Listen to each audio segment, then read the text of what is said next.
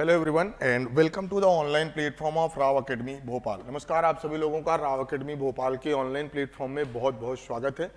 दोस्तों, जैसा कि आप लोगों को पता है कि 16 फरवरी को हमारा एमपीपीएससी प्रीलिम्स का एग्जाम होने वाला है। तो इस 16 फरवरी को होने वाले एमपीपीएससी प्रीलिम्स एग्जाम को टारगेट करते हुए राव एकेडमी भोपाल की तरफ से एक बहुत ही इंपॉर्टेंट सीरीज शुरू की गई। यहाँ पर हमने टारगेट रखा है कि जो भी एमपीपीएससी प्रीलिम्स का कंप्लीट सिलेबस है, मतलब यूनिट 1 से लेके यूनिट 10 तक का, उसे हम या तो एमसीक्यू के माध्यम से या फिर थ्योरी पोर्शन यहां पर हम कंप्लीट करने वाले हैं। आज की जो क्लास है, आज की क्लास में हम डिस्कस करेंगे circulatory system.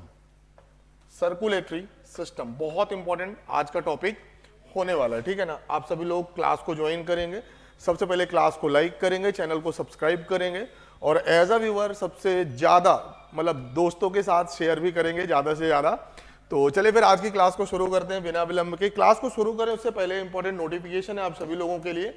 Rao academy Bhopal की तरफ से एमपीपीएससी प्रीलिम्स 2025 को टारगेट करते हुए एक बहुत ही इंपॉर्टेंट टेस्ट सीरीज शुरू की गई है। तो अगर अभी तक आप लोगों ने खुद को इस टेस्ट सीरीज के लिए रजिस्टर नहीं किया है तो इस दिए गए नंबर पर कॉल करेंगे 8319618002 और खुद को इस टेस्ट सीरीज के लिए रजिस्टर करना है। अगर बात करेंगे टेस्ट सीरीज की, जो खास बात है, जो क्वालिटी है, सबसे पहले देख सकते हैं यहाँ पर सिलेबस को यूनिट वाइज कवर किया गया है। बाद में यहाँ पर फुल लेंथ टेस्ट है और साथ में सी सेट के भी पेपर हैं। अगर मैं बात आप लोगों को इस टेस्ट सीरीज के बारे में बताऊं तो एक होलिस्टिक अप्रोच को ध्यान में रखते हुए जितने भी क्वेश्चन है ना वो relevant to the MPPSC design किए गए। मतलब जिस तरीके के क्वेश्चन आपको एमपीपीएससी में मिलेंगे उसी तरीके के क्वेश्चन पैटर्न यहाँ पर टेस्ट सीरीज में शामिल किए गए। बहुत ही इंपॉर्टेंट टेस्ट सीरीज है। अगर बात करें आर्थिक रूप से तो ये भी बहुत महत्वपूर्ण है क्योंकि ये आपको मात्र 99 रुपए पर मिलने वाली है, ठीक है ना। ये हमारे टारगेटेड बैच हैं, जैसे बुनियाद है, मंतव्य है, संपूर्ण है, सिद्धि है। तो किसी भी टारगेटेड बैच को ज्वाइन करके भी आप अपनी तैयारी को शुरू कर सकते हैं। यहां पर जो भी आपको क्लासेस मिलेंगे ना वो ऑनलाइन ऑफलाइन दोनों ही मोड पर मिलने वाली है। सबसे इंपॉर्टेंट जो अभी फिलहाल नोटिफिकेशन या अनाउंसमेंट है राव एकेडमी की तरफ से वो ये है कि राव एकेडमी भोपाल का जो ऑनलाइन एप्लीकेशन है वो गूगल प्ले स्टोर पर आ चुका है। अगर अभी तक आप लोगों ने इस एप्लीकेशन को डाउनलोड नहीं किया तो क्लास खत्म होने के बाद या तो बार कोड को स्कैन करेंगे या फिर सिंपली आपको गूगल प्ले स्टोर पर जाना है और राव एकेडमी सर्च करना है। वहां पर आपको एप्लीकेशन दिखेगा कुछ इस तरीके से और इस एप्लीकेशन को आपको सभी को डाउनलोड करना है। ऐसा इसलिए बोल रहा हूं क्योंकि आगे चल के जो भी हमारी एजुकेशनल एक्टिविटीज होंगी, जैसे जो हमारी क्लासेज हैं, मॉक टेस्ट हैं, डेली क्विजेज हैं, करंट इवेंट से रिलेटेड डिस्कशन है, वो सब कुछ आपको कहां पर मिलने वाला है, इसी एप्लीकेशन पर। इसलिए खुद भी डाउनलोड करना है और साथ में दोस्तों को भी प्रमोट करना है। ये हमारे सोशल मीडिया प्लेटफॉर्म है, लाइक फेसबुक है, यूट्यूब है, टेलीग्राम है। यहां पर भी आप राव एकेडमी के साथ जुड़ सकते हैं और जो भी इंपॉर्टेंट अनाउंसमेंट है, नोटिफिकेशन है, उनको प्राप्त कर सकते हैं। तो चलिए फिर आज की क्लास को शुरू करते हैं बिना विलंब के हुए। आज की जो क्लास है ना बहुत ज्यादा इंपॉर्टेंट क्लास होने वाली है। चीजों को आपको समझना है बहुत अच्छे तरीके से, ठीक है ना, क्योंकि आज की क्लास में हम ह्यूमन हार्ट के बारे में पढ़ेंगे, ह्यूमन ब्लड के बारे में पढ़ेंगे, मतलब पूरा का पूरा जो सर्कुलेटरी सिस्टम है उसके बारे में आज हम डिटेल से पढ़ने वाले हैं। सबसे पहला सवाल आपके दिमाग में आना चाहिए कि ये सर्कुलेटरी सिस्टम है क्या। ये सर्कुलेटरी सिस्टम है क्या, व्हाट इज सर्कुलेटरी सिस्टम। सबसे पहला जो दिमाग में आपके प्रश्न आना चाहिए, सर सर्कुलेशन का मतलब क्या है। सर्कुलेशन का मतलब है कि एक सर्कल में, एक सीक्वेंस में, एक फिक्स्ड पाथ में किसी भी सब्सटेंस को अगर आप रोटेट कर रहे हैं कंटिन्यूअसली, उसे हम बोलते हैं सर्कुलेशन। क्या बोलते हैं? सर्कुलेशन बोलते हैं। सर्कुलर मोशन आप लोगों ने फिजिक्स में पढ़ा होगा, गोल गोल घूमना एक फिक्स्ड पाथ में। तो वहीं से इन चीजों को हम कनेक्ट करेंगे। सर हमारी बॉडी को सुचारू रूप से चलाने के लिए हमें blood circulation, blood is like a connective tissue. Blood क्या है? एक कनेक्टिव टिश्यू है जो दो ऑर्गन्स, बॉडी के डिफरेंट पार्ट्स को जोड़ने का काम कौन करता है? ब्लड। इसलिए ब्लड को हम क्या बोलते हैं? कनेक्टिव टिश्यू, संयोजी ऊतक बोलते हैं हिंदी में। तो ब्लड के माध्यम से जो भी न्यूट्रिएंट्स हैं या बोल सकते हैं जो ऑक्सीजन है या फिर जो वेस्ट है या फिर जो मिनरल्स हैं या फिर हार्मोन्स हैं, अब ये वो सब्सटेंस है, ये वो प्रोडक्ट है जो हर एक बॉडी पार्ट्स को अपने फंक्शन को अच्छे से करने के लिए क्या होते हैं? जरूरी होते हैं। तो अब मान के चले जैसे हार्मोन्स हैं, अब कोई भी हार्मोन्स है, हाइपोथैलेमस, हाइपोथैलेमस से किसी कोई भी हार्मोन्स निकला, अब वो हार्मोन्स उस पर्टिकुलर ऑर्गन्स तक पहुंचाने के लिए कौन जिम्मेदार है? आप बताएंगे सर ब्लड। लेकिन ब्लड में ये फ्लो कहां से आ रहा है, ब्लड में ये प्रेशर कहां से आ रहा है, क्यों आ रहा है? आप बताएंगे सर क्योंकि हमारा जो हार्ट है यहां पंपिंग होती है, जिसे आप लोग बोलते हैं ना हार्ट लब डब लब लब, सिस्टोल एंड डायस्टोल मूवमेंट होता है ना। कोरोनरी जो हमारी बोल सकते हैं मेम्ब्रेन है, पेरिकार्डियम जिसे बोलते हैं। क्या बातें समझ में आ रही थोड़ा बहुत? तो सर यहां पर आप बोल सकते हैं कि circulatory system is the transportation of nutrients, oxygen, waste, minerals, hormones and other important fluids from one part to another parts of the body in a circular manner is called circulatory system, is called circulatory system। क्या बातें समझ में आई? क्या बातें समझ में आई क्या? ठीक है ना। चलिए अब यहां पर देख भी सकते हैं सर सर्कुलेटरी सिस्टम है क्या। बहुत ही सिंपल तरीके से यहां पर हमने समझने की बात की है।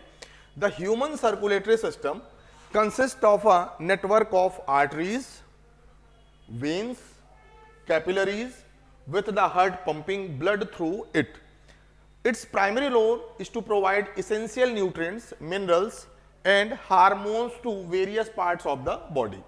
Alternatively, the circulatory system is also responsible for collecting metabolic waste and toxin from the cells and tissues to purified and expelled from the body। क्या बातें समझ में आई आप लोगों को? सिंपल शब्दों में जो मैंने आपको बताया सर, यहां पर सर्कुलेटरी सिस्टम से मतलब वो है कि शरीर में विभिन्न जो हमारे अंग हैं वहां पर न्यूट्रिएंट्स, मिनरल्स और जो इंपॉर्टेंट फ्लूइड है उनको पहुंचाना, और वहां से जो भी मेटाबॉलिक वेस्ट है, जो भी टॉक्सिक सब्सटेंस है, उसे एक्सक्रीटरी सिस्टम के माध्यम से शरीर से बाहर भेजना। ये सब काम किसका है? आप बताएंगे सर सर्कुलेटरी सिस्टम का काम है। सर्कुलेटरी सिस्टम में अगर बात करें जो मेन कंपोनेंट है जिसके बारे में हमें पढ़ना है वो है ह्यूमन हार्ट, क्योंकि यहां पर पंपिंग का काम होता है। पंपिंग मतलब हाई प्रेशर। अगर बात करें दूसरा, आप बताएंगे सर जिन्हें आप लोग बोलते हैं ब्लड वेसल्स। क्या बोलते हैं? Blood vessels. बेसिकली ये दो आपको देखने को मिलेंगी, एक को बोलते हैं आर्टरीज और एक को बोलते हैं वीन्स। एक को बोलते हैं आर्टरीज और दूसरे को बोलते हैं वीन्स, ठीक है ना। और तीसरा जो कंपोनेंट आपको पढ़ना है वो है ब्लड, वो है ब्लड। तो देखिए आपको बता दूं, आप लोगों ने सुना होगा कई बार सर प्योर ब्लड और इम्प्योर ब्लड, ऐसा कुछ होता ही नहीं है। पहले तो दिमाग में बैठा लीजिए, सर प्योर और इम्प्योर कुछ होता ही नहीं है। यहां पर आपको दो शब्द याद रखना है, एक को बोलते हैं ऑक्सीजनेटेड। ऑक्सीजनेटेड मतलब अगर ब्लड में O2 प्रेजेंट है तो कलर क्या होगा? रेड, क्योंकि आयरन के ऑक्साइड, हीमोग्लोबिन आपको पता है आरबीसी की वजह से, ठीक है ना, तो रेड कलर होगा। और एक होगा डीऑक्सीजनेटेड। डीऑक्सीजनेटेड मतलब ब्लड में कार्बन डाइऑक्साइड प्रेजेंट है और इसका कलर आपको दिखेगा ब्लू। याद रखेंगे ये चीज भी कि हमेशा आपको जो ऑक्सीजनेटेड ब्लड है वो आपको कहां पर मिलेगा? आर्टरीज। कहां पर मिलेगा? आर्टरीज। और डीऑक्सीजनेटेड आपको मिलेगा वीन्स। दोनों का एक एक एक्सेप्शन है, अपवाद है, आगे मैं आपको बताऊंगा कि जैसे पल्मोनरी जो वीन्स है, एकमात्र ऐसी वीन्स है जहां पर ऑक्सीजनेटेड ब्लड फ्लो होता है, और इसी का उल्टा पल्मोनरी आर्टरीज है जो आर्टरीज होते हुए भी डीऑक्सीजनेटेड ब्लड को कैरी करती है। तो ये चीजें भी साथ में नोट करते चलेंगे। हमें ये चीज समझ में आ गई कि सर सर्कुलेटरी सिस्टम में हमें पढ़ना क्या क्या है। सर आर्टरीज के बारे में पढ़ना, वीन्स के बारे में पढ़ना, पूरा का पूरा हार्ट का फंक्शन पढ़ना है और ब्लड के बारे में पढ़ना है। चीजों को नोट करेंगे, स्क्रीनशॉट लेंगे सभी लोग।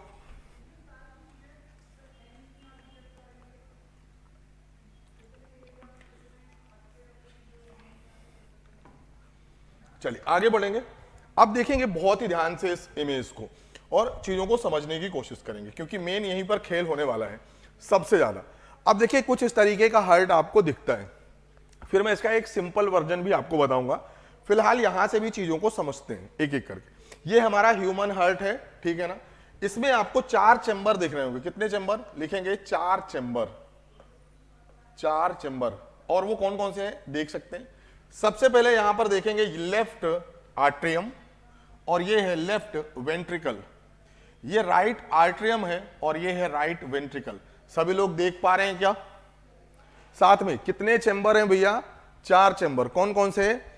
अगर इस तरीके से आप खड़े होंगे तो ये वाला पोर्शन कौन सा होगा? लेफ्ट, और ये वाला पोर्शन राइट, ठीक है ना? तो ये वाला पोर्शन मतलब left, left atrium, left ventricle, फिर है राइट आर्ट्रियम और राइट वेंट्रिकल। ये 4 चेंबर हुए या नहीं हुए, साथ में नोट करते चलेंगे, ठीक है ना? अब देखिए, अब देखेंगे यहां पर चीजों को, ठीक है ना?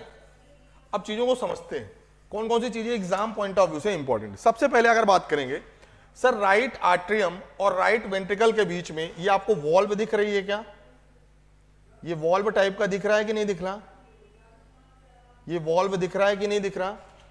इसी को बोलते हैं ट्राइकस्पिड वॉल्व। क्या बोलते हैं? Tricuspid valve. बहुत इंपॉर्टेंट है। मतलब राइट आर्ट्रियम और राइट वेंट्रिकल के बीच में ट्राइकस्पिड, ट्राइकस्पिड मतलब होता है 3 लेयर की वॉल्व लगी होती है। 3 लेयर की क्या होती है? वॉल्व होती है, और ये यूनिडायरेक्शनल होती है। याद रखेंगे, ये जो ट्राइकस्पिड और बाइकस्पिड वॉल्व है ना, ये यूनिडायरेक्शनल होती है, यूनिडायरेक्शनल होती है, ठीक है ना? अब यहां पर अगर बात करेंगे लेफ्ट आर्ट्रियम और लेफ्ट वेंट्रिकल के बीच में ये जो आपको देखने को मिल रही है वॉल्व, इसे हम क्या बोलते हैं? मिट्रल वॉल्व, या इसी को बोलते हैं बाइकस्पिड। क्या बोलते हैं? बाइकस्पिड। मतलब इसमें 2 लेयर होती हैं। इंपॉर्टेंट है, सभी लोग नोट करते चलेंगे, इंपॉर्टेंट है, चीजों को नोट करते चलेंगे, ठीक है ना? पहले मैं अभी इनका नाम बता दूं, इनका फंक्शन बता दूं, फिर मैं आपको एक सिंपल डायग्राम से पूरा का पूरा हार्ट का फंक्शन समझा दूंगा, परेशान नहीं होना, ठीक है? चलिए, अब देखिए, अगर आप लोग देख पा रहे हैं यहां पर एक लिखा हुआ है पल्मोनरी आर्टरीज और एक लिखा है पल्मोनरी वेन्स। अभी भी थोड़ी देर पहले मैंने आपको बताया कि सर जो आर्टरीज होती हैं उसमें हमेशा बॉडी के अंदर, ह्यूमन बॉडी में जितनी भी आर्टरीज होती हैं, जिसे आप लोग हिंदी में बोलते हैं धमनियां, जितनी भी आर्टरीज हैं वहां पर हमेशा रेड ब्लड या फिर ऑक्सीजनेटेड ब्लड फ्लो करेगा। एक्सेप्शन है क्या? Pulmonary arteries. पल्मोनरी आर्टरीज में डीऑक्सीजनेटेड ब्लड फ्लो करता है, ठीक है? और पल्मोनरी वेन्स में हमेशा ऑक्सीजनेटेड ब्लड फ्लो करेगा। ये एक्सेप्शन है, चीजों को नोट करते चलेंगे। आपसे पूछा जाएगा ऐसी कौन सी वेन्स है जिसमें ऑक्सीजनेटेड ब्लड फ्लो करेगा? आप बताएंगे सर पल्मोनरी वेन्स। और ऐसी कौन सी आर्टरीज है जहां पर डीऑक्सीजनेटेड ब्लड फ्लो करेगा? आप बताएंगे sir pulmonary veins, sorry pulmonary arteries. चीजों को नोट करते चलेंगे, अगर बात करें यहां पर, आप लोग यहां पर देख पा रहे हैं, यहां पर लिखा हुआ है वेना कावा, लिखा है वेना कावा, बहुत इंपॉर्टेंट है। पहले इन चीजों को नोट कर लीजिए, फिर मैं आपको बताता हूं वेना कावा के बारे में। वेना कावा क्या होता है, इन चीजों को नोट करेंगे। आप बताएंगे सर लेफ्ट आर्ट्रियम और लेफ्ट वेंट्रिकल के बीच में बाइकस्पिड या मिट्रल वॉल्व होती है। आप लोग सुनते हैं ना कि सर वॉल्व का ऑपरेशन हुआ है। वॉल्व का ऑपरेशन यही होता है, वॉल्व रिप्लेस होती हैं, ठीक है ना? यही है वॉल्व का ऑपरेशन। 2 वॉल्व होती हैं, कितने? जिसे आप लोग सुने होंगे गांव में कि हमारे दिल का बल्ब खराब हुआ है, वो बल्ब नहीं है, वॉल्व है। कितनी होती हैं? 2, ठीक है ना? कौन कौन सी? एक होती है बाइकस्पिड और एक होती है ट्राइकस्पिड। बाइकस्पिड का दूसरा नाम मिट्रल। चीजों को नोट करते चलेंगे, फिर मैं आपको वेना कावा के बारे में अभी हम डिटेल से पढ़ेंगे जब मैं आपको हार्ट का फंक्शन बताऊंगा, ठीक है? अगर बात करें, एक चीज और आपको नोट करना सभी लोगों को, अगर बात करें ह्यूमन के अंदर लार्जेस्ट वेन, सबसे बड़ी वेन्स कौन सी है? तो लिखेंगे वेना कावा। ये वेना कावा दिख रही है, सबसे बड़ी वेन्स है, नस है। और अगर बात करेंगे लार्जेस्ट आर्टरीज की, तो वो कौन सी है? ऑर्टा। कौन सी है? ऑर्टा। ये दिख रहा है ऑर्टा, ये सबसे बड़ी आर्टरीज है और वेना कावा सबसे बड़ी वेन्स है। नोट करते चलेंगे सभी चीजें। ये सबसे छोटा सबसे बड़ा एमपीपीएससी में हो सकता है, पूछ सकते हैं आप सभी लोगों से। चलिए स्क्रीनशॉट लेंगे सभी लोग। अभी मैंने केवल आपको हार्ट के बारे में बताया है कि जो स्ट्रक्चर है सर 4 चैम्बर्ड है, लेफ्ट आर्ट्रियम है, लेफ्ट वेंट्रिकल है, राइट आर्ट्रियम है और राइट वेंट्रिकल्स है। इनके बीच में बाइकस्पिड, ट्राइकस्पिड, ये चीजें आपको याद रखना है। सर पल्मोनरी आर्टरीज एकमात्र ऐसी आर्टरीज है जिसमें डीऑक्सीजनेटेड ब्लड, और पल्मोनरी वेन्स एकमात्र ऐसी वेन्स है जिसमें ऑक्सीजनेटेड ब्लड फ्लो करेगा, इंपॉर्टेंट है। फिर सबसे बड़ी वेन्स वेना कावा, सबसे बड़ी आर्टरीज आओर्टा, ठीक है ना। यही सब चीजें आपको थोड़ा सा चीजों को नोट करना है, ठीक है। चलिए आगे बढ़े। अब देखिए इसके कुछ फीचर्स हैं जो आपको सिंपल से रीड करना है। The crucial feature of the human circulatory are as follows. सबसे पहले ह्यूमन सर्कुलेटरी सिस्टम में कौन कौन से पार्ट शामिल होते हैं? ब्लड है, हार्ट है, ब्लड वेसल्स, ब्लड वेसल्स का मतलब है आर्टरीज और वेन्स शामिल हैं, और साथ में लिम्फ। लिम्फ बेसिकली फ्लूइड होता है, कलरलेस फ्लूइड होता है, कलरलेस फ्लूइड होता है, उसे बोलते हैं लिम्फ, ठीक है ना, उसे बोलते हैं लिम्फ। फिर अगर बात करें human circulatory system circulates blood through 2 loops, double circulation, याद रखें नहीं, बहुत इंपॉर्टेंट। देखिए डबल सर्कुलेशन क्यों होता है वो चीज भी मैं आगे आपको बताऊंगा। एक्चुअली जो हमारा हार्ट है उसमें जो ब्लड है वो 2 बार सर्कुलेट होता है, एक बार में ऑक्सीजनेटेड और दूसरी बार में डीऑक्सीजनेटेड, इसीलिए बोलते हैं double circulation. Double circulation, one for oxygenated and another for deoxygenated, 2 चक्कर लगते हैं हमारे हार्ट में, ठीक है ना। और वीन्स हैं और आर्टरीज हैं। वीन्स मतलब डीऑक्सीजनेटेड ब्लड के फ्लो के लिए, और आर्टरीज किसके लिए? ऑक्सीजनेटेड ब्लड फ्लो के लिए। Human heart consist of 4 chamber. कितने चैम्बर है भैया? 4, जिसमें से 2 वेंट्रिकल होते हैं और 2 ऑरिकल्स होते हैं, या इसी को बोलते हैं आर्ट्रियम। आर्ट्रियम, आर्ट्रियम, ऑरिकल्स भी बोलते हैं या आर्ट्रियम भी बोलते हैं, ठीक है। वही चीजें जो हमने अभी अभी पढ़ा है। फिर देखेंगे human circulatory system possesses a body wide network of blood vessels. These comprises of arteries, veins and capillaries. देखिए जो आर्टरीज और वेन्स हैं वो आपको दिख रही हैं, लेकिन और एक ना दिखने वाली भी जो छोटी छोटी एकदम टिश्यू तक पहुंचेंगी। जो वेन्स और आर्टरीज टिश्यू लेवल तक पहुंचेंगी उन्हीं को बोलते हैं कैपिलरीज। उन्हीं को क्या बोलते हैं? कैपिलरीज। और ऐसा बोला जाता है कि अगर हम सभी वेन्स, सभी आर्टरीज और सभी कैपिलरीज को एक रोड नेटवर्क की तरह बिछाएं ना, तो लगभग लगभग 1 लाख किलोमीटर, कितना दूरी तय कर लें? 1 लाख किलोमीटर। आप समझ लीजिए कि जो वेन्स हैं, आर्टरीज हैं और जो कैपिलरीज हैं, इनकी टोटल लेंथ कितनी है? 1 लाख किलोमीटर, ठीक है ना। Primary function of the blood vessels is to transport oxygenated blood and nutrients to the different parts of the body. ये सब चीजें हम डिस्कस कर चुके हैं। Also it has the task to collect metabolic waste. Most circulatory system diagram do not visually represent its share length. Theoretically देख सकते हैं, if the veins, arteries and capillaries of a human were laid out end to end span a total distance of 1 lakh kilometre. कितनी distance है? 1 lakh kilometre, ठीक है ना। तो ये सभी चीजें भी हम लोग ऑलरेडी डिस्कस कर चुके हैं, स्क्रीनशॉट लेंगे सभी लोग। चलिए आगे बढ़ेंगे। अब देखेंगे ऑर्गन्स ऑफ सर्कुलेटरी सिस्टम, एक एक करके चीजों को समझते हैं। सबसे पहले तो समझेंगे हार्ट के बारे में, हार्ट के बारे में। फिर ब्लड है हमारा कनेक्टिव टिश्यू, ब्लड वेसल्स और लिम्फेटिक सिस्टम, जिसमें से हार्ट के बारे में हम डिस्कस कर चुके हैं। सर 4 चैम्बर होते हैं, राइट आर्ट्रियम है, राइट वेंट्रिकल्स है, लेफ्ट वेंट्रिकल्स और लेफ्ट आर्ट्रियम है, बाइकस्पिड, ट्राइकस्पिड। पल्मोनरी वेन्स क्या होती हैं, पल्मोनरी आर्टरीज क्या होती है, वेना कावा क्या होता है, आउटा क्या होता है, वो सब चीजें हम थोड़ा सा समझ चुके हैं, ठीक है ना। 4 चैम्बर होते हैं, ठीक है। अगर बात करें जो हार्ट की जो आउटर लेयर है, मेम्ब्रेन है, उसे बोलते हैं पेरिकार्डियम। क्या बोलते हैं? पेरिकार्डियम। क्या बोलते हैं? पेरिकार्डियम। ये चीज भी आपको नोट करना है, पेरिकार्डियम, पेरिकार्डियम बोलते हैं, ठीक है ना। हार्ट की जो मेम्ब्रेन है पेरिकार्डियम, पेरिकार्डियम होता है, ठीक है ना। ब्लड के बारे में अभी हम डिटेल से पढ़ेंगे कि ब्लड में आरबीसी है, डब्ल्यूबीसी है, प्लेटलेट्स है, आरबीसी की क्या खास बात है, डब्ल्यूबीसी की क्या खास बात है, वो चीजें हम क्लास के अंतिम में डिस्कस करेंगे। जो ब्लड वेसल है वो चीज हम डिस्कस कर रहे हैं सर, एक तो वीन्स है और एक तो आर्टरीज है, ठीक है ना। आर्टरीज का मतलब क्या है सर, यहां पर ऑक्सीजनेटेड ब्लड, वीन्स का मतलब है डीऑक्सीजनेटेड ब्लड।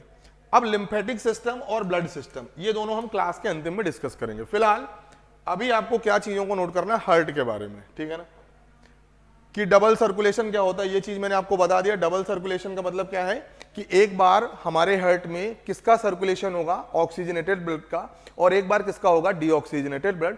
मतलब एक ही साथ हार्ट में एक ही टाइम पर डबल सर्कुलेशन होता है। तो कोई पूछे कि डबल सर्कुलेशन ह्यूमन में होता है कि नहीं होता, बिल्कुल होता है। जहां जहां पर आपको 4 चैम्बर दिखेंगे वहां वहां पर जितने भी ममल्स हैं मोस्टली आपको डबल सर्कुलेशन देखने को मिलेगा, ठीक है। मोस्टली आपको क्या देखने को मिलेगा, डबल सर्कुलेशन। अब देखिए, अब समझना है आपको चीजों को लेके, यहीं से आपको समझना है, हर चीज में आपको अभी डिटेल से समझाऊंगा।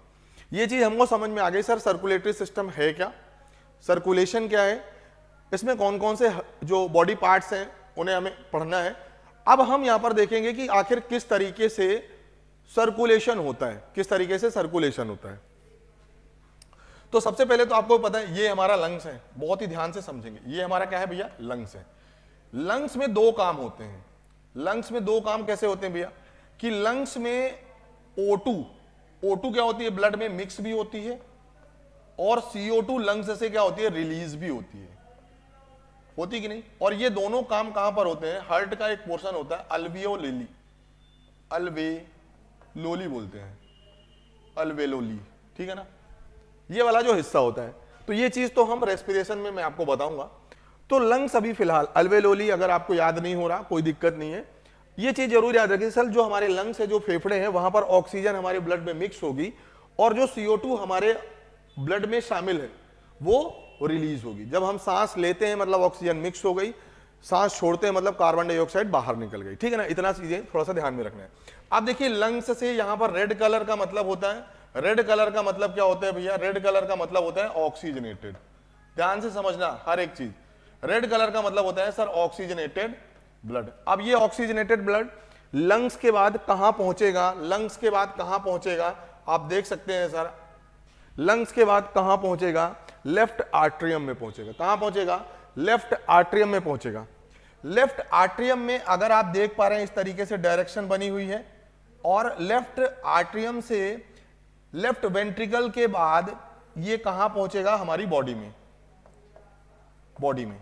और अगर कोई भी ब्लड हार्ट से बाहर निकल रहा है, हार्ट से बाहर निकल रहा है मतलब पंपिंग हो चुकी है, पंपिंग हो चुकी है मतलब यहां पर हाई प्रेशर देखने को मिलेगा। क्या देखने को मिलेगा, हाई प्रेशर। मतलब हार्ट से जो भी ब्लड निकलता है हमारे बॉडी पार्ट्स में तभी पहुंचेगा जब उसे फोर्स या प्रेशर से वहां पर भेजा जाए। तो प्रेशर देने का, पंपिंग करने का काम हमारे हार्ट का है। क्या बातें समझ में आ रही हैं क्या।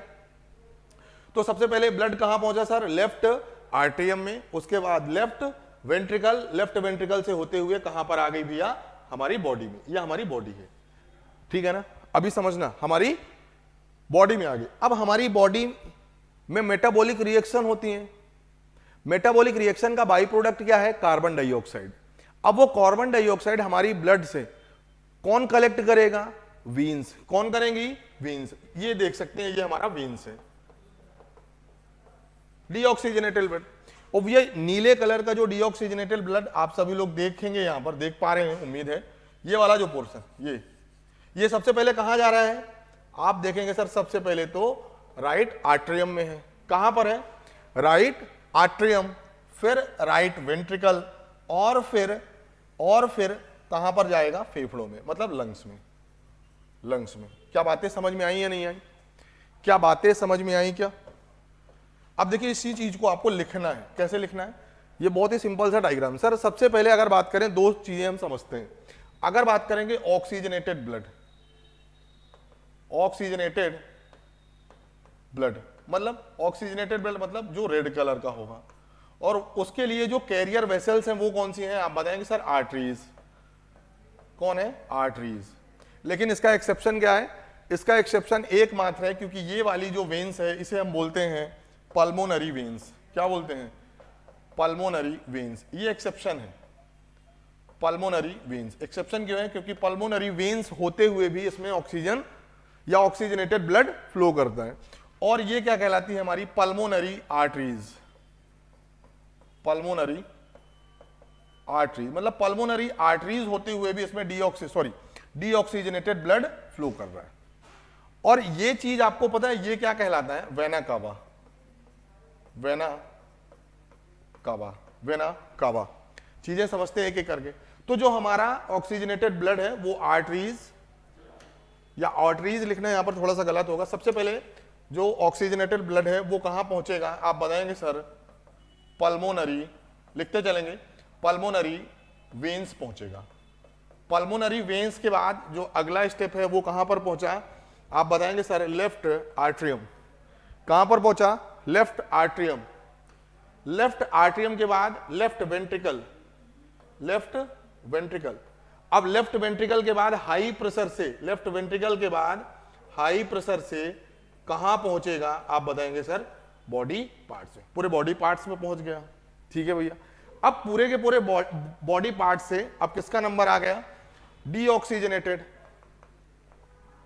डीऑक्सीजनेटेड ब्लड, इसका नंबर आया। तो पूरा का पूरा अगर बात करें डीऑक्सीजनेटेड ब्लड सबसे पहले इकट्ठा कहां पर होगा? ये वाली कौन सी है? Pulmonary arteries. सबसे पहले कहां पर इकट्ठा होगा? पल्मोनरी आर्टरीज, क्योंकि ये एक्सेप्शन है, पल्मोनरी आर्टरीज। इसके बाद ब्लड कहां पर जा रहा है? आप बताएंगे सर ब्लड है right atrium, right atrium, right atrium. ठीक है। राइट आर्ट्रियम के बाद ब्लड कहां पर है? राइट वेंट्रिकल, राइट वेंट्रिकल है। राइट वेंट्रिकल के बाद vena cava, vena cava. Vena cava के बाद कहां पर पहुंच गया? लंग्स। वेना कावा के बाद लंग्स। क्या बातें क्लियर हैं? क्या बातें क्लियर हैं? वेना कावा, वेना कावा के बाद लंग्स। क्या बातें समझ में आ रही हैं या नहीं? क्या बातें समझ में आई या नहीं आई? ये चीजें बहुत इंपॉर्टेंट है समझना है। स्क्रीनशॉट लेंगे सभी लोग। और ये जो है ना इतनी सारी चीजें अगर आप ऐसे पहले अपने आप को इस तरीके से खड़ी करिए। ये हमारा कौन सा पोर्शन है? लेफ्ट, और ये राइट। तो left atrium, left ventricle, right atrium, right ventricle. ठीक है ना? इस तरीके से समझना है। फिर मैं अभी आपको बताऊंगा ना ये वेना कावा और हर चीजें। पहले इसका स्क्रीनशॉट लेंगे सभी लोग। ठीक है ना? यहां पर क्या है? बाइकस्पिड, और यहां पर ट्राइकस्पिड है या नहीं है? यही है वॉल्व, जिसे कई लोग सुनते हैं ना दिल का बल्ब खराब हो गया। बल्ब मतलब नहीं है, वॉल्व है ये। ठीक है ना? और ये बेसिकली बल्ब इसलिए लगे होते हैं, ये हमेशा कैसे होते हैं? यूनिडायरेक्शनल, और ताकि ऑक्सीजनेटेड और डीऑक्सीजनेटेड ब्लड ना मिले। ठीक है ना? चलिए आगे बढ़े। अब देखिए चीजों को थोड़ा सा समझते हैं। जैसे वेना कावा, वेना कावा, जो वेना कावा है ना, सबसे पहले मैं आपको बता दूं, वेना कावा एक चीज तो आपको पता है, it is the largest veins in human. पूरे ह्यूमन में सबसे बड़ी जो वीन्स है वो कौन सी है? Vena cava. बेसिकली ये दो तरीके की होती है। ये कितने तरीके की होती है? एक को बोलते हैं सुपीरियर वेना कावा, और एक को बोलते हैं इनफीरियर। अब देखिए जो वीन्स है, वीन्स मतलब इसका सीधा सा कनेक्शन है भैया डीऑक्सीजनेटेड ब्लड। डीऑक्सीजनेटेड ब्लड, पूरा का पूरा जो डीऑक्सीजनेटेड ब्लड है वो आके कहां पर इकट्ठा होगा? आके सबसे बड़े चैनल, सबसे बड़ी वेन्स में कहां पर इकट्ठा होगा? वेना कावा में होगा। ठीक है। अब अगर बात करेंगे हार्ट, हार्ट कहां पर है भैया? यहां पर बीच में। इसके ऊपर वाला हिस्सा हमारा हेड है, हमारा फेस है, सोल्जर है, हमारे आर्म्स हैं। ठीक है ना? तो जो अपर पोर्शन का, याद रखेंगे, अपर बॉडी से हार्ट तक डीऑक्सीजनेटेड ब्लड लाने का काम कौन करेगा? आप बताएंगे sir superior vena cava. Important है, सभी लोग नोट करेंगे, लिखेंगे डीऑक्सीजनेटेड, आधे लोगों को नहीं पता रहता, डीऑक्सीजनेटेड ब्लड को कहां से लिखेंगे? अपर अपर पोर्शन, अपर पोर्शन मतलब लाइक हेड है हमारा, ठीक है ना, हेड के बाद अपना फेस है, सोल्जर है, चेस्ट है, आर्म्स हैं, हमारे जो हाथ हैं, तो ये भी हमारे बॉडी पार्ट्स हैं कि नहीं है। यहां से भी CO2 या डीऑक्सीजनेटेड ब्लड तो होगा ही फ्लो, ठीक है ना, तो उसे कलेक्ट कौन करता है, सुपीरियर वेना कावा। और अगर बात करेंगे इंफीरियर मतलब lower portion, lower portion heart के जो नीचे वाला पोर्शन है वहां से डीऑक्सीजनेटेड ब्लड लाने का काम कौन करता है, इंफीरियर वेना कावा। इन दोनों को मिला के ही क्या बोलते हैं, वेना कावा। चीजों को नोट करेंगे, ये दो तरीके की होती हैं सर, जो वेना कावा है। अगर बात करेंगे जो लोअर पोर्शन है उसे बोलते हैं इंफीरियर, जो ऊपर वाला पोर्शन है उसी को बोलते हैं देखिए ये वाला पोर्शन, ये वाला पोर्शन, ये कौन सा है, इंफीरियर, और ये कौन सा है, ये कौन सा है, आप बताएंगे सर, सुपीरियर। क्लियर है क्या? चलिए स्क्रीनशॉट ले सकते हैं इन सब चीजों को कि सुपीरियर वेना कावा और इंफीरियर वेना कावा है क्या।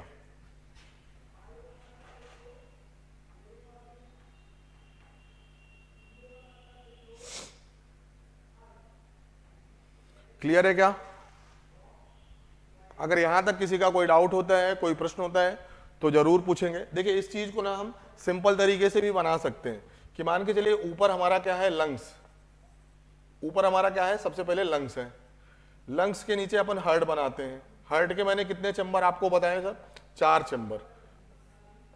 कितने चैम्बर मैंने आपको बताए सर, 4 चैम्बर। एक कौन सा है, left atrium, left ventricle, right atrium, right ventricle. जो हार्ट है सबसे पहले कहां पर आएगा भैया, लेफ्ट आर्ट्रियम। फिर नीचे हमारी क्या है, सपोज करिए पूरा बॉडी है, बॉडी है, यहां से पूरा का पूरा ब्लड कहां पर आया, बॉडी में। बॉडी से पूरा का पूरा ब्लड कहां पर गया, राइट आर्ट्रियम में। फिर यहां से कहां पहुंचेगा, आप बताएंगे सर, लंग्स में। तो इस तरीके से भी आप फ्लो डायग्राम बना सकते हैं सर, लंग्स से लेफ्ट आर्ट्रियम में, फिर वेंट्रिकल से कहां पर, पूरे बॉडी में, फिर बॉडी से कहां पहुंचा, राइट आर्ट्रियम, फिर राइट वेंट्रिकल से होते हुए कहां पर, लंग्स में पहुंचा। क्या बातें क्लियर हैं? क्या बातें क्लियर हैं? अब यहां पर भी बोल सकते हैं सर ये बाइकस्पिड है, ये कौन सी है, ट्राइकस्पिड है, ठीक है ना, ये कौन सी है, आप बताएंगे सर, पल्मोनरी वीन्स है, और ये कौन सी है, पल्मोनरी आर्टरीज है। तो इस तरीके से भी आप समझने के लिए अपने फ्लो डायग्राम बना सकते हैं, चार्ट बना सकते हैं, जिस भी तरीके से आप कंफर्टेबल हो उस तरीके से आप पढ़िए, ठीक है ना। चलिए आगे बढ़ेंगे, अब देखेंगे सबसे इंपॉर्टेंट ब्लड। तो ये चीज हमने समझ ली कि भैया जो हार्ट है उसमें किस तरीके से पंपिंग होती है और किस पोर्शन का नाम क्या है, कहां पर सबसे पहले ऑक्सीजनेटेड ब्लड आएगा, कहां से सबसे पहले डीऑक्सीजनेटेड ब्लड जाएगा, कौन कौन से पार्ट है, कौन कौन से वॉल्व हैं। तो एक बेसिक सी जानकारी हमको पता चल गई हार्ट के बारे में। फिर अब देखेंगे यहां पर ब्लड की बात करें, जो ब्लड है एक तरह का क्या है, कनेक्टिव टिश्यू है। ब्लड क्या है, एक कनेक्टिव टिश्यू है। क्या है भैया, कनेक्टिव टिश्यू मतलब संयोजी ऊतक है। देख सकते हैं इट ट्रांसपोर्ट, मेन इसका काम क्या है, substances like digested food from the small intestine to the other parts of the body. It carries oxygen from the lungs to the cell of the body.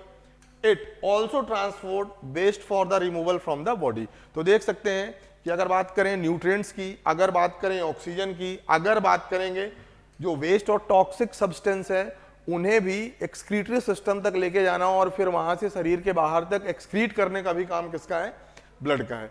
It is a fluid या liquid बोल सकते हैं, which are the cells of various kinds of suspended in it. The fluid a part of the blood is called plasma. आपको भी पता है कि जो फ्लूइड वाला पोर्शन है, जो लिक्विड पोर्शन है उसे बोलते हैं प्लाज्मा, और आरबीसी और डब्ल्यूबीसी। सेल्स बोलिए या फिर कॉर्पस्कल्स बोलिए, दोनों एक ही है, कॉर्पस्कल्स, ठीक है ना। आरबीसी, एक को आरबीसी और दूसरा क्या है, डब्ल्यूबीसी। अब एक एक करके चीजों को समझते हैं कि जो ब्लड के बारे में, हीमोग्लोबिन इंपॉर्टेंट है। जो ऑक्सीजन है, ऑक्सीजन से जो बॉन्डिंग बना के, मतलब ऑक्सीजन को जो कैरी करता है, ऑक्सीजन को जो कैरी करता है वो कौन होता है, हीमोग्लोबिन। कौन होता है, haemoglobin. Transport it to all the parts of the body, ultimately to all the cells. Presence of haemoglobin makes blood up here red, मतलब हीमोग्लोबिन की वजह से ही लाल कलर दिखाई देता है। बेसिकली आयरन के ऑक्साइड होते हैं, हीमोग्लोबिन मतलब आयरन, आयरन के जो ऑक्साइड होते हैं उसी की वजह से जो ब्लड है उसका कलर आपको क्या दिखेगा, आप बताएंगे सर रेड, ठीक है ना। तो हीमोग्लोबिन याद रखें, देखिए हीमोग्लोबिन की एक बहुत खास बात है, जब भी इसे कभी भी कार्बन मोनोऑक्साइड मिल जाता है, को बता दूं, जब भी इसे कभी भी कार्बन मोनोऑक्साइड मिलता है ना, तो वो ऑक्सीजन को छोड़ के पूरे बॉडी में किसको सर्कुलेट करने लगता है, कार्बन मोनोऑक्साइड को। बहुत इंपॉर्टेंट है, हीमोग्लोबिन कार्बन मोनोऑक्साइड से ज्यादा रिएक्शन करता है, इसीलिए लोग जो कार्बन मोनोऑक्साइड वाला जो धुआं होता है ना, उससे हमें दूर रहना चाहिए, इसलिए हमें चक्कर आते हैं या वॉट जो भी चीजें, क्योंकि बॉडी में पर्याप्त ऑक्सीजन नहीं मिल पाती है, उसकी जगह पर कौन जाने लगता है हमारी बॉडी में, कार्बन मोनोऑक्साइड। तो इस चीज का भी ध्यान रखेंगे।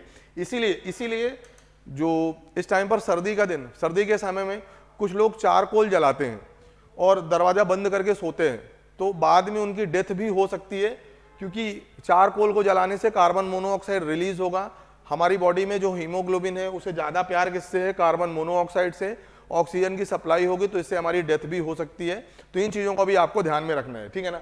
तो हीमोग्लोबिन बेसिकली एक ट्रांसपोर्ट का काम करता है, एज ए कैरियर का काम करता है, ऑक्सीजन को ट्रांसपोर्ट करने का काम करता है, ठीक है। Blood also has white blood cell, आपको ही पता है जो WBC है उसका मेन काम क्या है। देखिए RBC का तो हमें पता चल गया सर, ब्लड को कैरी करना, या ब्लड का जो रेड कलर है या फिर जो हीमोग्लोबिन है वो RBC की वजह से है, और हीमोग्लोबिन है मतलब तभी तो ऑक्सीजन का ट्रांसपोर्टेशन हो पा रहा है। WBC का एक ही काम है, इम्यून सिस्टम, जो फॉरेन इन्वेजन है माइक्रो ऑर्गेनिजम्स का, जो सूक्ष्म जीव हमारी बॉडी पे अटैक करते हैं, जब इम्बैलेंस बिगड़ता है हम बीमार पड़ते हैं, फिर हम ठीक होते हैं, किसकी वजह से, WBC, मतलब जो रोग प्रतिरोधक क्षमता है वो डेवलप करने का काम किसका है, WBC, इन्हीं को बोलते हैं ल्यूकोसाइट्स, और RBC को बोलते हैं एरिथ्रोसाइट्स, आगे हम डिस्कस करेंगे। The clot is form when because of the presence of another type of the cell, जिसे आप लोग बोलते हैं प्लेटलेट्स। अब आपको घाव लगता है, ब्लड निकलता है, थोड़ी देर बाद ब्लड सूख जाता है, उसे बोलते हैं क्लॉटिंग। क्या बोलते हैं, क्लॉटिंग। बेसिकली विटामिन के की वजह से होता है, विटामिन के आगे हम पढ़ेंगे, क्लोफेनाइन बोलते हैं। तो विटामिन जो के है, और एक होता है थ्रोम्बिन नाम की जो प्रोटीन है, लीवर से निकलती है, फाइब्रिनोजन जिसे बोलते हैं, उसी की वजह से ये जो कोगुलेशन है या क्लॉटिंग है ये होती है, ठीक है ना। अब आपके शरीर में आप एक दिमाग में एक क्वेश्चन आएगा कि सर हमारे बॉडी के अंदर जो ब्लड है वो क्यों नहीं जम रहा, उसका कोआगुलेशन क्यों नहीं हो रहा, क्योंकि हिपेरिन करके एक प्रोटीन है जो लीवर से कंटिन्यूअस निकलती रहती है, और जो हिपेरिन है शरीर के अंदर के ब्लड को, शरीर के अंदर के खून को जमने से रोकती है हिपेरिन, ठीक है ना। तो ये जो सुविधा है विटामिन के और ये कोआगुलेशन की और जो ब्लड के क्लॉटिंग की, ये केवल और केवल सुविधा कहां पर है, केवल और केवल आपको सुविधा मिलेगी जो आउटर ब्लड फ्लो है, ठीक है ना। तो चीजों को नोट करेंगे भाई, प्लेटलेट्स तो हमारी ब्लड में भी है, तो अंदर वाला ब्लड क्यों नहीं जम रहा है, क्योंकि हिपेरिन नाम का एक प्रोटीन है जो कि कंटिन्यूअसली कहां से रिलीज हो रहा है, लीवर से। इंपॉर्टेंट है। चलिए अब देखेंगे एक एक करके ब्लड वेसल हम ऑलरेडी डिस्कस कर चुके हैं, जैसे सर आर्टरीज है और वेन्स है, ठीक है ना। आर्टरीज मतलब ऑक्सीजनेटेड, वेन्स मतलब डीऑक्सीजनेटेड। इसका एक्सेप्शन क्या है सर, पल्मोनरी आर्टरी जिसमें डीऑक्सीजनेटेड ब्लड फ्लो करेगा, और इसका एक्सेप्शन क्या है, पल्मोनरी वेन्स जिसमें ऑक्सीजनेटेड ब्लड फ्लो करेगा। बस वही चीजें यहां पर लिखी हैं, ठीक है ना। आर्टरीज मतलब ऑक्सीजन रिच ब्लड, ठीक है ना। ऑक्सीजन रिच मतलब लंग्स से हार्ट और हार्ट से हमारी बॉडी में, ठीक है ना।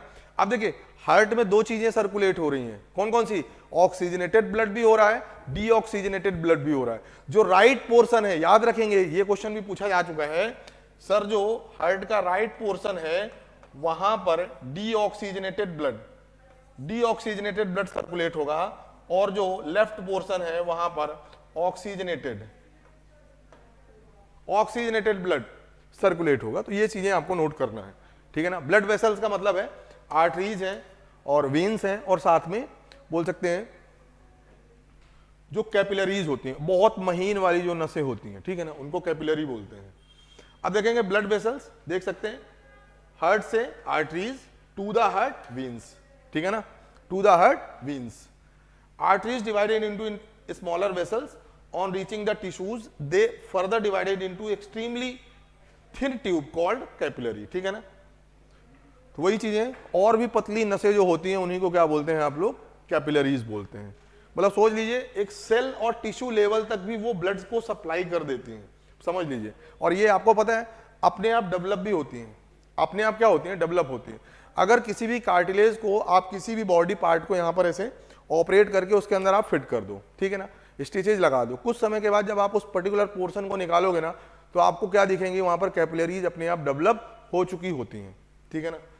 प्लाज्मा, अब देखिए जो ब्लड का कंपोजिशन है उसमें जो फ्लूइड वाला पोर्शन है, जो तरल पदार्थ है, उसे क्या बोलते हैं, प्लाज्मा।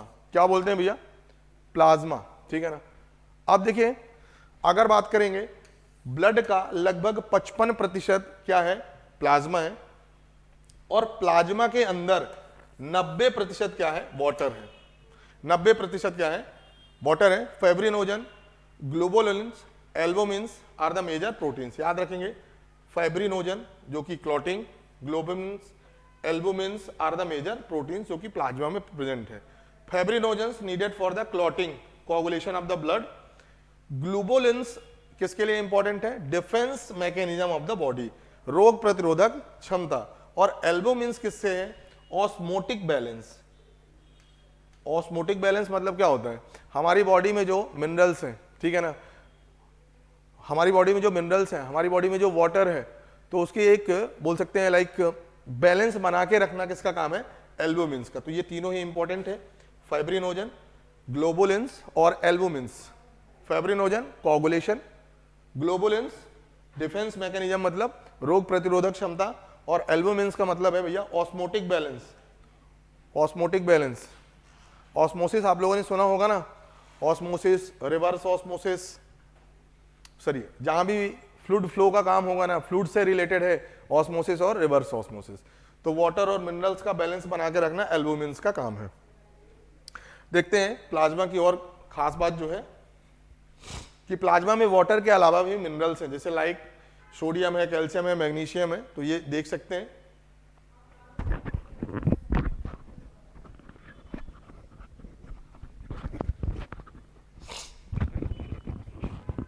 चलिए आगे बढ़ेंगे।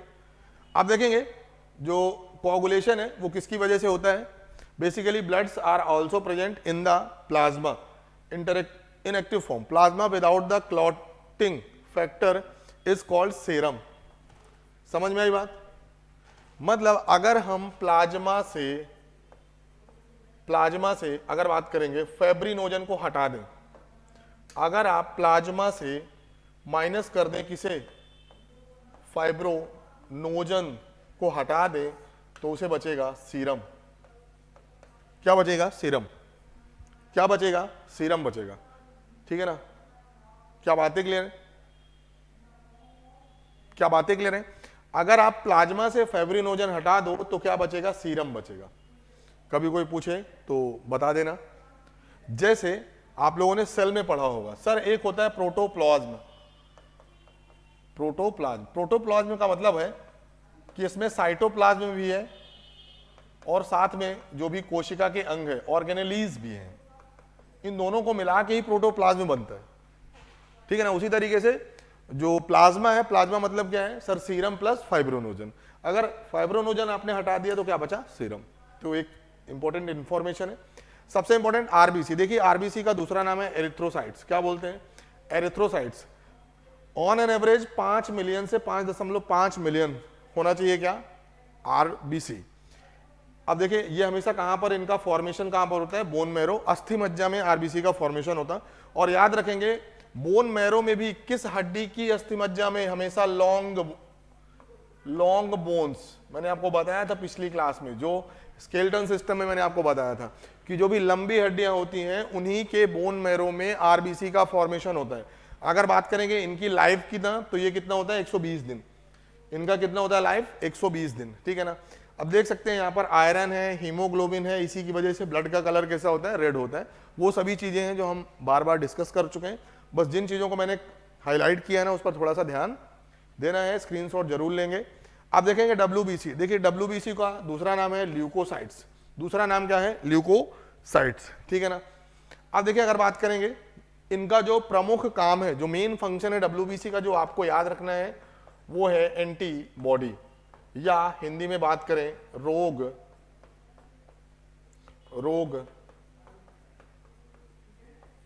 प्रतिरोधक क्षमता, रोग प्रतिरोधक क्षमता। ठीक है ना। तो आपसे कोई पूछा जाएगा ब्लड का कौन सा पार्ट है जो रोग प्रतिरोधक क्षमता या एंटीबॉडीज के लिए रिस्पॉन्सिबल है? WBC, white blood cells, white blood corpuscles, दोनों एक ही हैं, इन्हीं को बोलते हैं ल्यूकोसाइट्स। क्या बोलते हैं?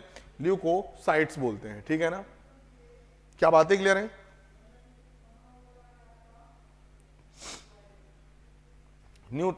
ठीक है ना। अब देखिए जो सबसे खास बात है, ये इतना ज्यादा इंपॉर्टेंट नहीं है फिलहाल, ये न्यूट्रोफिल्स, ये तो ठीक है, आप अपनी नॉलेज के लिए पढ़ जरूर सकते हैं, बट अभी फिलहाल एमपीपीएससी के लिए मैं इतना रिकमेंड नहीं करूंगा। बस इतनी चीजें आपको याद रखना सर, इनका नाम क्या है? ल्यूकोसाइट्स, शरीर में एंटीबॉडीज के लिए रिस्पॉन्सिबल है। अभी फिलहाल इतनी ही चीजें जरूरी हैं। आगे बढ़ेंगे। अब है प्लेटलेट्स, बहुत इंपॉर्टेंट। देखिए प्लेटलेट्स का केवल और केवल एक ही यूज है, इन्हें बोलते हैं थ्रोम्बोप्लास्टिन्स। क्या बोलते हैं? थ्रोम्बोप्लास्टिन या थ्रोम्बोसाइट्स बोलते हैं प्लेटलेट्स। ठीक है ना।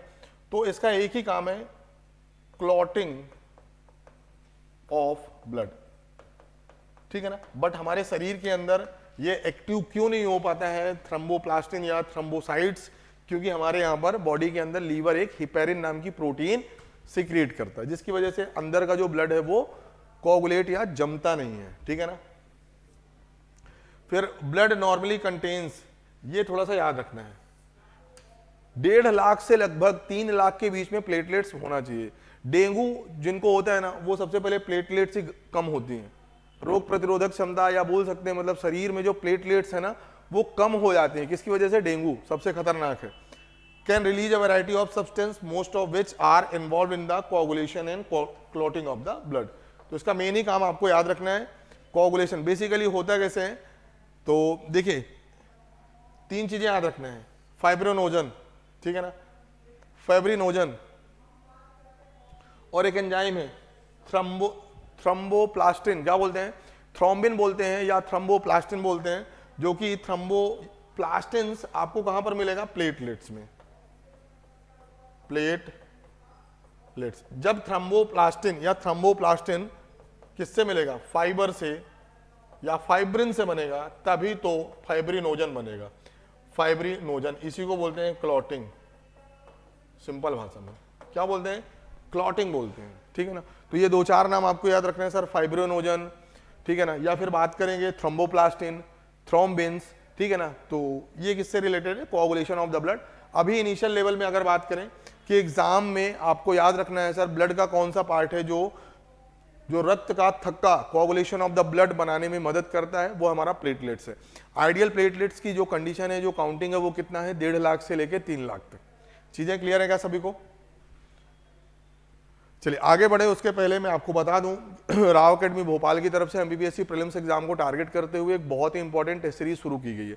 तो अगर अभी तक आप लोगों ने इस टेस्ट सीरीज के लिए खुद को रजिस्टर नहीं किया तो दिए गए नंबर पर कॉल करेंगे 8319618002 और खुद को इस टेस्ट सीरीज के लिए रजिस्टर करेंगे। टेस्ट सीरीज की खास बात मैं आपको बता ही चुका हूं कि यहाँ पर सिलेबस को यूनिट वाइज कवर किया गया है और फिर बाद में फुल लेंथ टेस्ट है, उसके साथ CSAT का पेपर है। दूसरी बात कि यहाँ पर जो भी क्वेश्चंस है ना वो relevant to the MPPSC exam, मतलब लाइक जैसे क्वेश्चन एमपीपीएससी में पूछे जाते हैं उसी तरीके के क्वेश्चन यहाँ पर टेस्ट सीरीज में शामिल किए गए हैं। अगर बात करें ये हमारे टारगेटेड बैच है, तो किसी भी टारगेटेड बैच को भी ज्वाइन करके आप अपनी तैयारी को शुरू कर सकते हैं। यहाँ पर जो भी क्लासेज हैं वो ऑनलाइन ऑफलाइन दोनों ही मोड पर आपको मिलती हैं। सबसे खास बात तो ये है, राव अकेडमी भोपाल का online application Google play store पर आ चुका है। तो अगर अभी तक आप लोगों ने इस एप्लीकेशन को डाउनलोड नहीं किया तो या तो बारकोड स्कैन करेंगे या फिर सिंपल गूगल प्ले स्टोर पर जाना है, राव अकेडमी सर्च करना है और इस एप्लीकेशन को डाउनलोड करना है। ठीक है, ये हमारे सोशल मीडिया प्लेटफॉर्म है, यहाँ पर भी आप जुड़ करके राव अकेडमी से रिलेटेड जो इंपॉर्टेंट नोटिफिकेशन हैं, अनाउंसमेंट है, उनको प्राप्त कर सकते हैं। तो चलिए फिर आज के इस सेशन को यहीं पर समाप्त करते हैं। आई होप आप लोगों को आज का ये सेशन सर्कुलेटरी सिस्टम बहुत ही अच्छे तरीके से समझ में आया होगा। तो क्लास को लाइक करना है, चैनल को सब्सक्राइब करना है और as a viewer, as a student दोस्तों के साथ ज़्यादा से ज़्यादा शेयर करना है। So thank you class and wish you all the best.